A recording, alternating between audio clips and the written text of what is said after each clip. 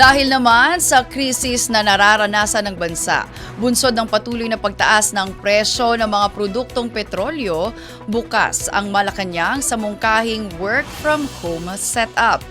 Ayon sa Malacanang, bagamat suportado nito ang naturang idea, ang mga pribadong kumpanya pa rin anya ang magpapasya o magpapatupad nito, kasama na ang iba pang flexible work arrangements.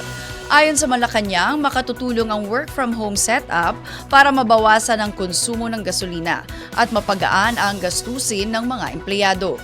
Lalo na sa gitna ng tumataas na presyo ng langis, bunsod ng kaguluhan sa gitnang silangan. Dagdag pa ng palasyo, malayo ang mga employer na magpatupad ng work arrangements na naayon sa kanilang operasyon, kabilang ang hybrid o fully remote setups. Ganito rin ang isinusulong ng ilang labor groups upang matulungan ang mga empleyado na mabawasan ang gastusin sa transportasyon sa gitna ng patuloy na oil price hike dulot ng tensyon sa gitnang silangan.